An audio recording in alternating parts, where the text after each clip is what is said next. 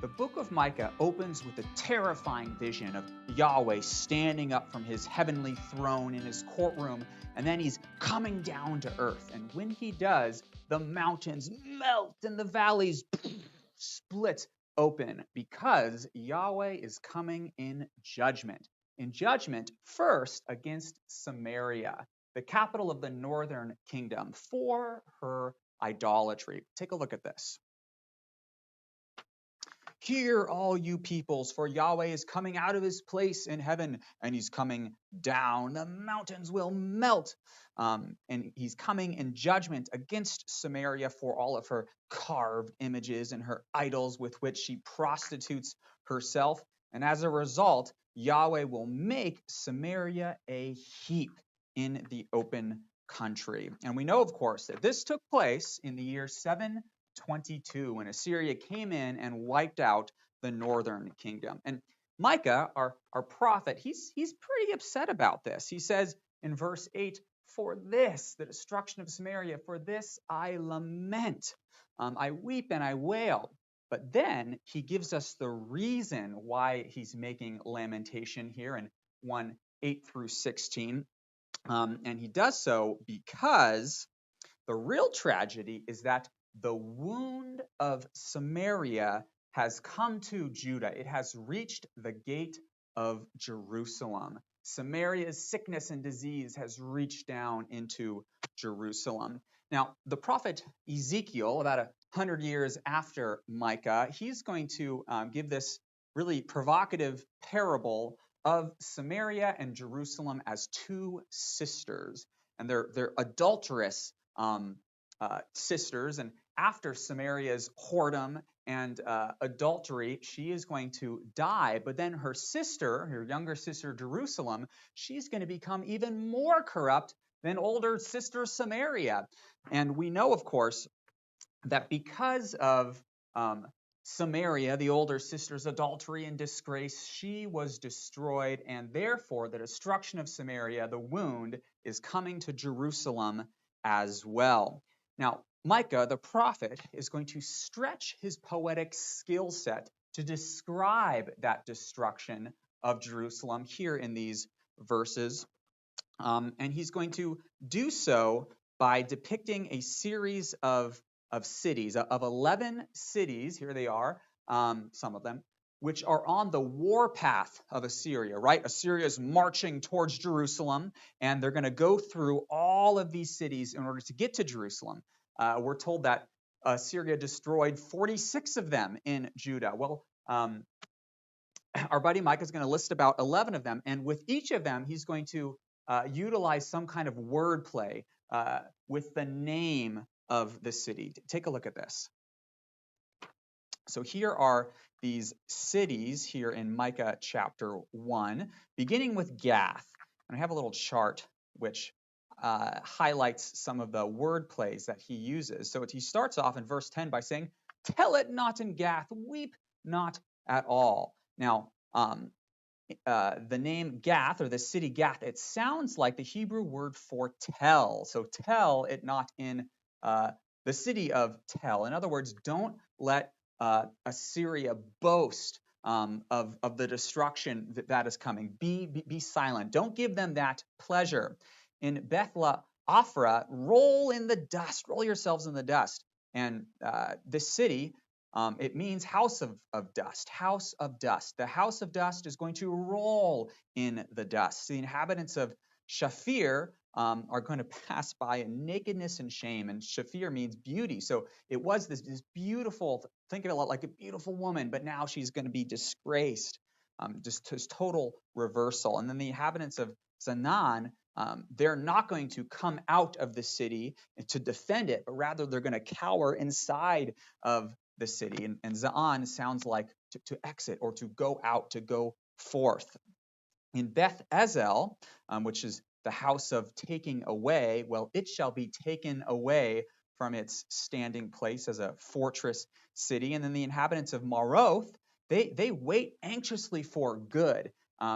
They want good, they want sweetness, but instead, what will they get? They will get bitterness, because that's the meaning of their city. And this is all coming because the disaster of Samaria has come down from Yahweh to the gate of Jerusalem. Now, the leaders of Jerusalem, they don't really appreciate Micah's poetry all that much. Let's just say that. They're going to look at him and they're going to say, do not preach. One should not preach of such things. Disgrace will not overtake us, they say. And then Micah's going to reply to them. He's going to say, he who preaches of wine and strong drink, that is the preacher for you. You don't want to hear an actual word from the Lord. And this line of Micah's, it's funny because it's true. You see, remember that Micah's going to preach right after a period of Israel and Judah's golden age. You know, the reigns of Uzziah and Jeroboam. And in this period, when Micah is prophesying, there's going to be a lot of rich people. A lot of rich people are probably getting drunk. But there's going to be a lot of poor people as well who are being taken advantage of by the rich, especially with regard to land grabs. These rich land barons in Jerusalem are going to be gobbling up all the land from the poor people. Now, probably one of the most unique elements of ancient Israelite society is that the land, the physical plots of land, are tied to families, to certain family groups. And it may be that one family comes into poverty and they have to sell their land, but that land is always going to come back to them on the year of Jubilee because the land is tied to the families. But like I said, in Micah's day, these Jerusalem-based land barons are taking all the land from the poor people, and they're most likely enslaving them when they do so. Take a look at chapter 2, where this injustice is described.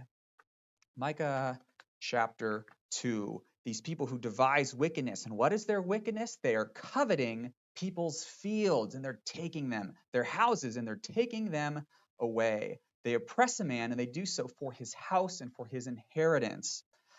Even these poor widows, these women of my people, you drive them out from their houses and their children. You take away their splendor or their inheritance. And therefore, so that's their sin. Their judgment is that these people who are, accumulating such a wealth of real estate, well, all that real estate is going to be taken from them. You see, to an apostate, I will allot your fields. Now, the apostate's probably the Assyrian Empire. The Assyrians are going to get your fields. And what is even more devastating are these lines, which I'll explain here in a minute. We are ruined, they say, these land barons, because he has changed the portion of my people. He removes it for me. Therefore, you will have none to cast the line by lot in the assembly of the Lord. Now, what's probably going on here is in the eschaton, in the messianic kingdom, when the land of Israel will be redistributed to all of the 12 tribes of Israel. You can read about this in Ezekiel 47 and 48. In that time, the messianic age, you will be cut off from the future redistribution. You will have no land and no part in the people of Israel. You'll be cut off from the covenant people in that day. Well, Micah, he's going to turn his prophetic canon from the rich people to the leaders of Israel. That was my canon. In chapter 3, the second section of judgment in the book of Micah, targeting first the civil rulers of the kingdom. He's going to say, "Hear, you heads of the house of Israel, you rulers of the house of Jacob. You all are just a bunch of cannibals." Look at this. Turn with me now to chapter 3. He says that these heads and these rulers, they tear the skin from off my people and their flesh from off of their bones, and they eat that flesh. And they take their bones and they break them up in pieces and throw them up in a meat pot and gobble them all down. Now, of course, this isn't literal. They're not literally cannibals. What he's describing here is the kings, the rulers, taking advantage of the people. And this is exactly what Samuel warned would happen. You remember back in Samuel chapter 8 when Israel demands a king? They say, appoint for us a king to judge us like all the rest of the nations, because we want to be like the nations. Well, Samuel says that is a really dumb idea. You know why? Because this is the way of the kings who will reign over you. Let me tell you what they'll do. They'll take the best of your fields and your vineyards and your olive orchards. They'll give them to their servants. They'll take a tenth of your grain and your vineyard. They'll take your servants and make them their servants. And they'll take all your flocks as well. That's what kings are going to do. And that is exactly what is described here in Micah's condemnation of the heads and the rulers of Israel. They are the shepherds, and they're supposed to be feeding the flock, but rather they are feeding themselves. Therefore, that's the sin. The judgment is that Yahweh will not answer Judah's rulers. When they cry out because the enemy is at their doorstep, please deliver us, Yahweh will shut his ears and not listen to them. Well, the next condemnation is against the prophets. This is a section of judgment against the leaders. And the prophets, they are guilty of the same thing, and their punishment will be the same as the kings of Judah. You see, these prophets, they cry peace when someone gives them something to eat, but they cry or they declare war on the person who does not put any food into their mouth. See how corrupt they are? They don't care what Yahweh actually thinks. They just want to feed their bellies, and they'll say whatever they want as prophets in order to do so.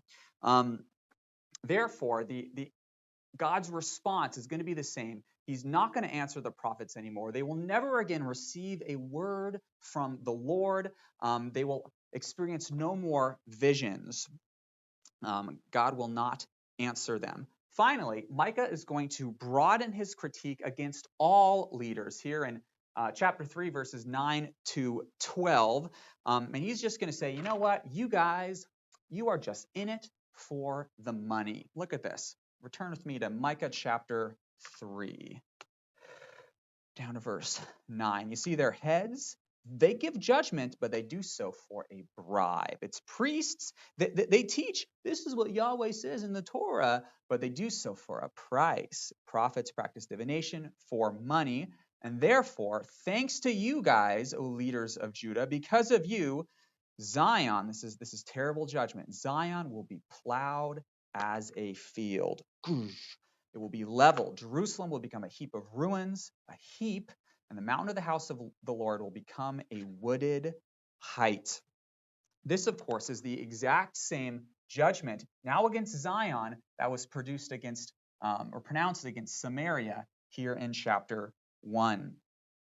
Well, by this point, Yahweh has accumulated just a stack of evidence against Israel and Judah, and he is ready to take them to court.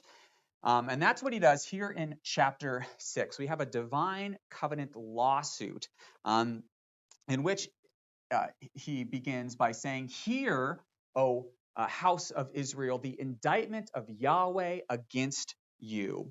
And we're going to have this conversation which goes back and forth between Yahweh and Israel, and then Micah's going to say something, and Yahweh's going to respond again. And Yahweh is going to begin, he's going to take them back to the start of their relationship, the relationship between Yahweh, the covenant God, and his covenant people, Israel. And he's going to say, don't you remember? Don't you remember that I brought you up out of the land of Egypt? I took you up from the land of your slavery. And then he's going to ask this fascinating question right here at the start of chapter 6. He's going to say, how, O Israel, have I wearied you? How have I burdened you? And there's this little line out of the book of Malachi, which I think helps us understand this question. Let's take a look at now the book of Malachi. Now, you remember that Malachi is a post-exilic prophet. So this is after Judah went to exile. Then they came back. Then they built the temple thanks to Haggai and Zechariah. And now they've begun to offer sacrifices, but they're offering terrible sacrifices. They bring blind animals and like, here, take this blind sheep. You're going to love it. They bring animals that are lame or sick. And Yahweh says that you are despising my name when you do that. That's the critique that Malachi has against them. And then Israel responds, ugh, this is so annoying. You say, what a weariness this is, all of these sacrifices which you ask of me. And this, of course, is exactly how Israel responds here in this divine covenant lawsuit, this courtroom drama here in chapter 6 of the book of Micah. They said, you want to know, Yahweh, how you've wearied me? I'll tell you, because you demand thousands of rams and rivers of oil. That is so burdensome, so wearisome on me, all these sacrifices that you ask for. Well, Micah, the prophet, he just can't help but interject at this point. And he does so with what are probably the most famous words or the most well-known verse in the whole book of Micah. He says, no, Israel. The only thing that Yahweh asks of you, Micah chapter 6, verse 8, he's going to say, you don't have to appease Yahweh like all the other nations do with their gods. You don't have to do that. No, rather, he has told you, oh man, what is good and what does Yahweh require of you, but that you do justice and love mercy and walk humbly with your God.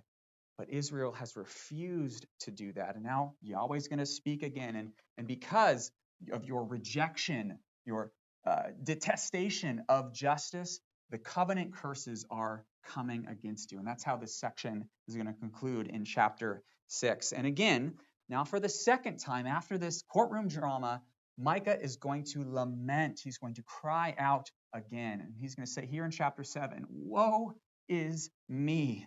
He laments because he is all alone. He laments because the godly have perished. And what he means is that he has walked through the entire city of Jerusalem and he's looking for one righteous person. Is there anyone who fears God, who devotes himself to Yahweh? And he doesn't find anyone. The godly have perished from the land. Now, in doing so, Micah is going to join a long line of people before him who conducted similar searches, the search for a lone righteous person. Take a look at this chart and where Micah, what he has in common with others before him and after. So the godly have perished from the earth. There is no one who is upright among mankind in the city of Jerusalem. For the godly are like grapes or figs after they've been gathered. There's none left on the trees. The most righteous of those is like a thorn or a briar. And the first example of a search like this, of course, is Abraham, where he is interceding for the city of Sodom before Yahweh. And he says, what if there are 50 righteous people in the city of Sodom? Would you sweep away those righteous people with the wicked? And Yahweh says, no, I certainly would spare the city of Sodom if there were 50 righteous people. And Abraham asks, what about 45? What about 40, 30, 20, 10? But there are not even 10 righteous people in the city of Sodom. There's just Lot and his family. And for the sake of 10, Yahweh says, I won't destroy it. But the destruction is coming because there's not even 10. There's not even one. Jeremiah, this is, of course, after Micah. He's going to say, run to and fro throughout the streets of Jerusalem. Look and take note. Search her squares to see if you can find one righteous man who does justice and seeks truth. And if you do, well, then I will pardon the city. But unfortunately, they do not find such a man, and his destruction is coming. And then in the book of Ezekiel, it records Yahweh's search for such a man. Yahweh sought for a man who should build up the wall and stand in the breach before me, that I should not destroy it. But Yahweh found none. Her priests, her princes, her prophets, her people, they've all become corrupt. This sounds just like Micah chapter 3, doesn't it? Well, so in the same way that Sodom was destroyed for its lack of righteous people years before Micah, and Jerusalem was going to be destroyed years after Micah, so the Jerusalem of Micah's day is going to face the same threat. And at this point, poor Micah, he has done all that he can do. All that's left for him here in chapter 7 is to pray. And that's what he does in verse 7. Let's jump over there and see these powerful words of Micah. So here is his lamentation, and it concludes here in verse 7, where for the second time he's going to say, "But as for me, I will look to Yahweh. I will wait for the God of my salvation. My God, I know he will hear me. He will answer my prayer." And that, of course, is exactly what the God of salvation does. We learned that in Jeremiah 26. Yahweh answered Micah's prayer and delivered Jerusalem in the present in Micah's day. But we are going to find out Micah's hope for the city of Jerusalem in the future restoration of the nation of Israel next.